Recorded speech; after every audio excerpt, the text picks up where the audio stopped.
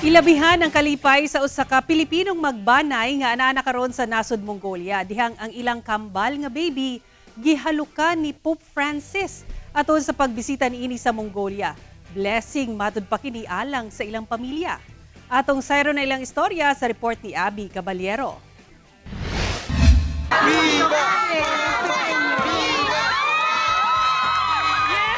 Mao kini ang paghalok ni Pope Francis sa duha ka baby atol sa pagbisita niini sa nasod Mongolia. Ang maong mga baby kambal di ay ug anak sa magtiayon nga sila si Christina ug Danis Iray nga anaa na nagpuyo sa Mongolia karon. Nabalitaan po kasi namin sa aming parish church na bibisita po dito si Santo Papa. So kami mag-asawa nag-decide po kami na pupunta at dadalo po sa misa para dalhin po namin yung mga anak namin doon.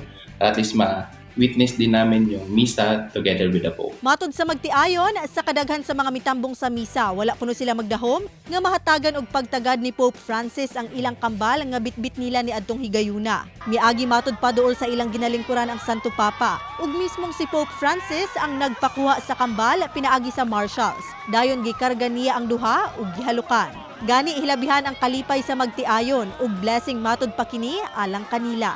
Once in a lifetime experience na yun na makis yung mga babies namin na Santo Papa. Ipupush namin yung mga babies namin soon na mapalapit sa simbahan, mapalapit sa Panginoon. Tubong Kidapawan City sa Cotabato si Dennis, samtang taga Bulacan si Christina. Sa Mongolia na matod pa sila nagkaila kung asa nagtrabaho isip technician si Dennis ug usa ka teacher si Christina. Tuig 2022 sila gikasal ug karong tuiga gipanganak ang ilang kambal nga pulos babaye nga ginganlan og Eloise ug Ellery.